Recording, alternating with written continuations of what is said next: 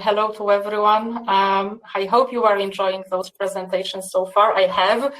And I have to say also thank you to the organizers for scheduling our call after Lion Bridges, because I think it sets a scene quite nicely for what me and Anna are going to talk about. Let me share my screen. I think I haven't done it yet. You should be able to see that coming. I hope it is visible right now. So my name is Eva. I am a global translation manager in Motorola Solutions, and I will be presenting today together with Anna Czapiega, who is the translation project manager. We represent Motorola Solutions, and just for the sake of avoiding doubts or confusions, Motorola Solutions is a company that produces radio communication and mission critical systems. We are not that Motorola that produces smartphones, which we are often confused with. As I said, our company produces radio communication and mission critical systems and solutions, and those products, those systems are targeted to public safety agencies. So, as consumers, as common people, you may have seen, I don't know, medical services, people holding Motorola Solutions radios. You might have seen, or you may see police officers or firefighters holding those radios and communicating with each other. So this is us. Those products and services are produced by us, but they are offered globally on various markets. We deliver our products and systems up in the north to Canada, down in the south to Chile, then to Australia, New Zealand, and then up to Japan. So we cover quite a lot of markets with our products and solutions, and what it means is that essentially there is quite a bit of content that needs to be translated and localized. And this is what me and Anna will talk about, what it takes to run a translation department in Motorola Solutions.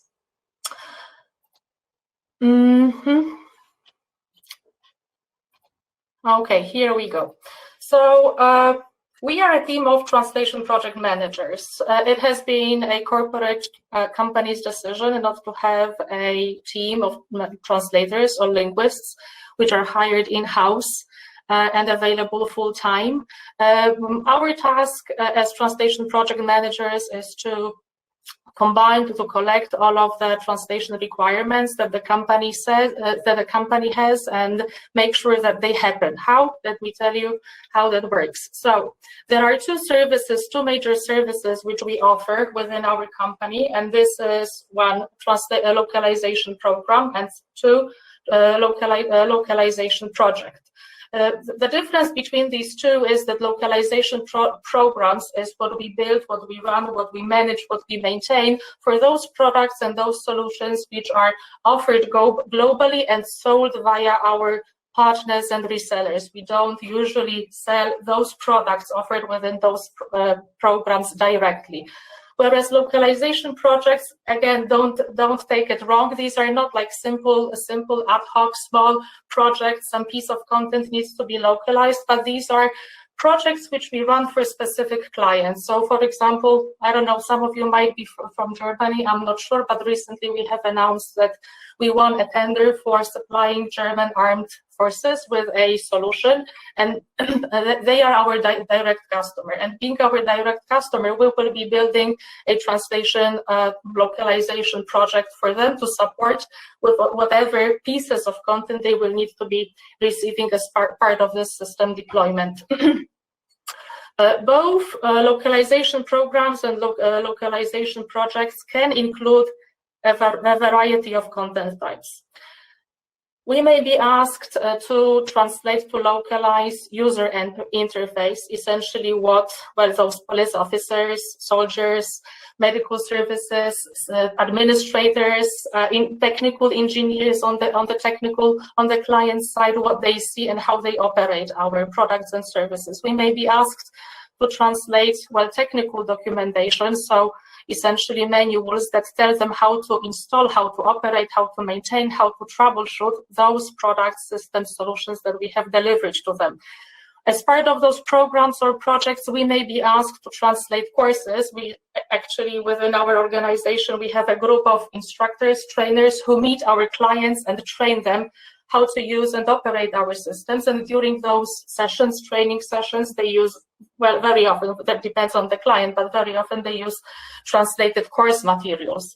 We also work with the marketing team and define what kind of marketing leaflets, brochures are needed for a particular product launch. We will also work with our digital transformation team to define what pieces of web content will be actually created and published as part of a global launch. Last but not least, we will also work with e-commerce, which actually is responsible for maintaining our online store. Yes, we do have it. You can buy a radio in our online store as well.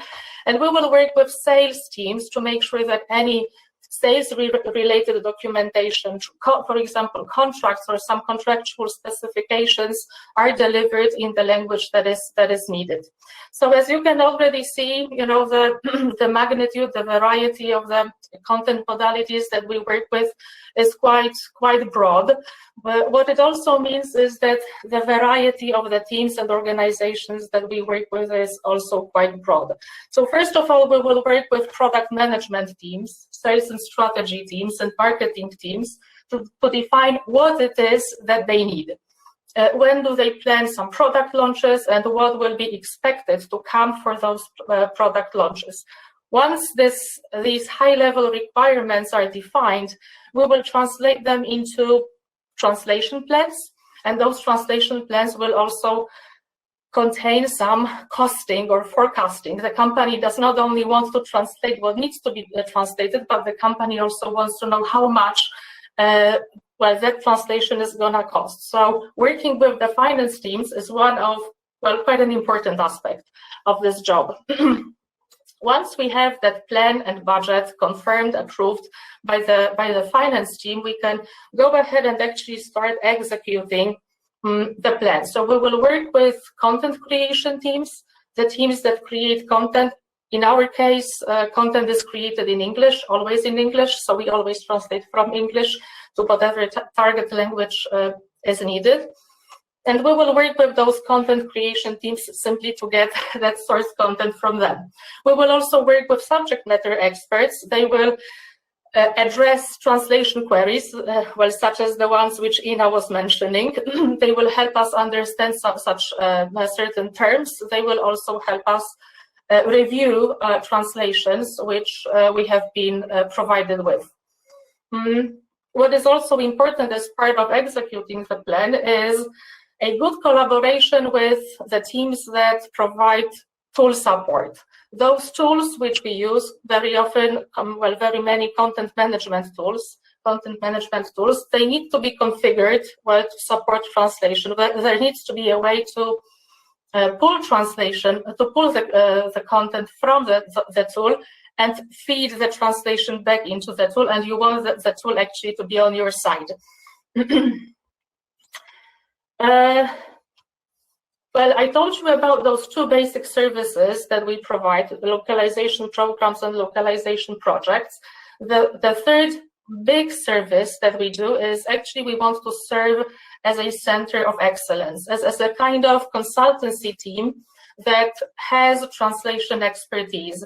We do not only want to process what is needed when it's needed, but we also want to contribute to how that translation process happens on our side, how it happens on the other side. So we want to educate, well, very many teams that we work with as to how this content should be created. So we will engage with various UX teams, content designers teams, and we will work with them much ahead of when the source, the English source, is ready, just to make sure that when this source is ready and about to be sent for translation, it has been designed and developed with translation in mind.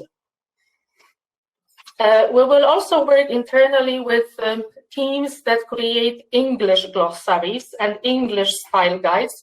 And based on these English resources, we will actually, together with our translation partner, we will work to develop translated versions of those glossaries and style guides. Last but not least comes the procurement team. The procurement team is actually your best friend when it comes to, well, building the whole external translation landscape. As I told you, Motorola Solutions does not have internal linguists, so we fully rely with our translation partners.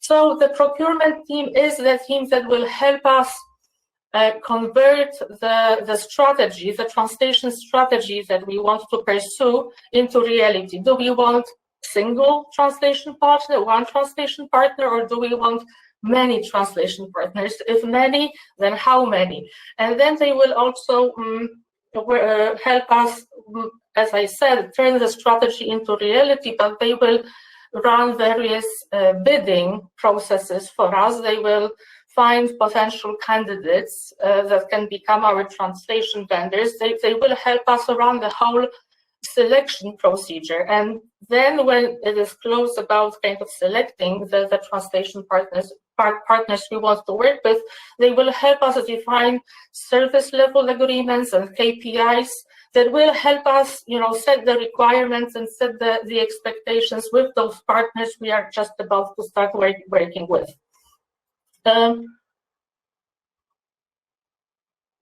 What is then also an important piece of this game is once those partners are selected, we need to work with them and set up or help them set up the processes on their end. What is very important is that those processes which they have and the processes which we have, they need to fit. They need to make a nice fit. Whatever changes on their side, we need to adapt to it. Whatever changes on our side, they need to adapt to it. So keeping a roadmap with them is also an important aspect of this cooperation. Now, from this quick preview of what it takes to run a translation department, you may sense that there are quite a number of domains that a translation global manager happens to work with. And it's not only about translation, globalization, internationalization, and localization, but there are many other aspects to this of this game as well.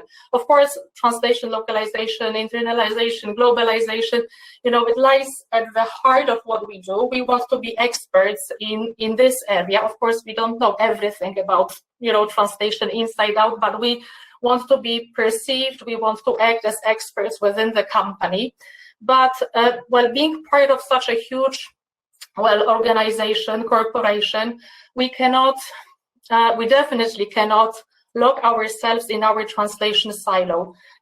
We need to work with a number of other teams, and we need to also be open to expand our knowledge and learn about how other pieces of that company work. So we need to know what is the business model of our company. We need to learn about forecasting, reporting, about how software engineering works, how content design works. And this is actually everything that makes that role so fascinating. It's not just about translation, but also about other pieces of the puzzle that you need to understand. When it comes to skills that are required from the global translation manager, there is a whole, I could come up with the whole list. Definitely being a leader is the most important one, and that means that you need to be able to think strategically, to be able to make decisions and take risks. With all of those teams that we work, we need to build relationships, we need to collaborate with them, we need to influence them, we need to adapt to the changes which are happening. And as part of those collaboration, sometimes conflicts arise, which we need to manage. Out of all of those skills that are required to perform the role of the global manager, I would say that there is one top one that comes really useful, and it's communication. And communication plays a very important role, in being able to successfully manage the team, right? It's not about only knowing the language or speaking the language or understanding the domain that you are expert in, but it's actually about understanding other people's perspectives. And other people's perspective is driven by the domain which they are embedded in a lot. With having said that, I will hand it over to Anna, who will give you some more translation perspective on the recent global launch that we had. Anna, I think you want to share your own screen. Yeah, I will share my own screen. Okay, hopefully you can see it now. Okay, so I will tell you a bit more about how the product is introduced to on the market based on the last released product, which is Motorola Ion Smart Radio. You can see it on the screen. So I will tell you a bit more about how the new product is introduced to the market, how the process looks like, and in general, it consists of 4 steps. First is the strategizing. It's basically, it means building the product strategy. At this stage, we are involving 5 teams, which are product, strategy, sales, marketing, and translation teams, which I'm part of. And at this stage, we are defining the expectations of the product, setting a timeline of introducing the product on the market. So basically calculating how much time we have to complete our works, defining which countries will be the target and when, so we can establish the list of languages into which we will be translating, creating the company strategy, so clarify what is needed, if we need to build an infrastructure, if the software needs to be created, and info about devices, what are the product requirements, etc. So at this stage we need to properly understand and the requirements, so everybody can share his expertise and lead the discussion in the specified fields.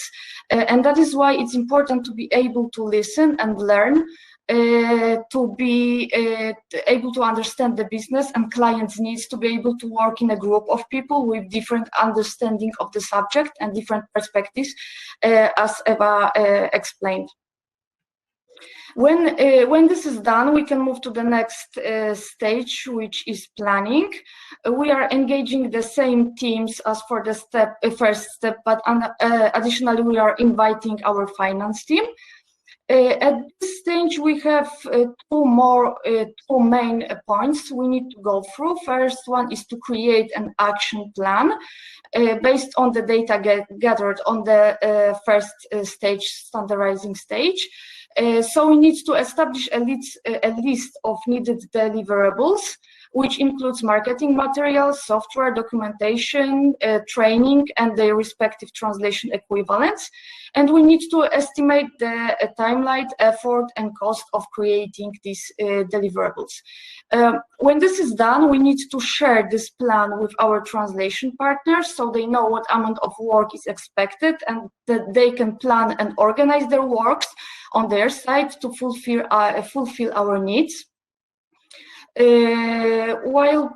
When planning, we need to be careful to include all items in the plan, to allocate enough time for all steps to be able to meet the deadline set, identify the possible risk and dependencies which can affect our plan.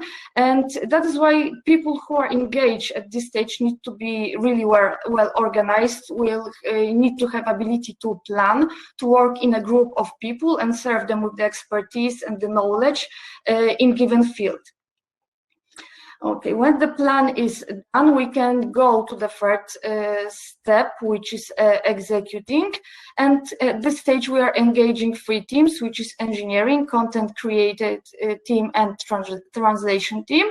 Our goal here is to release the project on the market by the required dates, and to be able to do so, we need to create the English content, so work closely with engineers who will prepare the software, with the writers who will prepare the documentation, and designers who will be creating the training materials.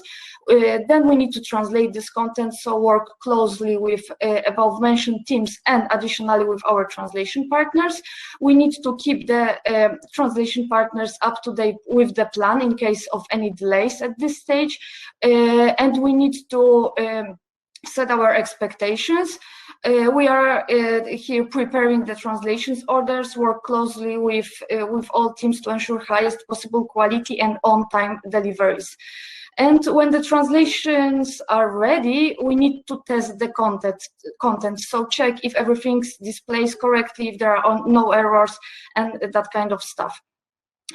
At this stage, we need to be prepared for last-minute requests, last-minute changes, and the time pressure, which is related to it. So we need to be able to work under the pressure, be well organized, and proactively analyze the requests we are receiving, not just sending them from one party to another party. And after the executing stage, the product can be introduced to the market. But we are not done with our work. We have one more, which is evaluating and maintaining the product. This step is happening after the product is released. And basically, we need to measure the success and gather the feedback, which means we need to make sure the content we created is understandable, useful, created according to assumptions we made. We also need to be sure the content is up to date. So we need to maintain it, and then with the whole procedure is like happening again. So we are updating the English content, translating in and testing. So the same as on executing stage. And we need to convert clients' feedback into an action. So as I said, keeping the content up to date. At this stage, we are expecting people to think logically and analytically, to be able to evaluate everything in a proper manner, not doing something wrong. So this is basically how our process look like. It's very similar for all product releases, and this is mainly how my work looks like. So yes. So not sure if Eva would like to add something. I will stop sharing my screen. No, I think we are just in time. Yeah, perfectly in time. So I would like to thank you very much for inviting us and for listening to our presentations. Thank you as well.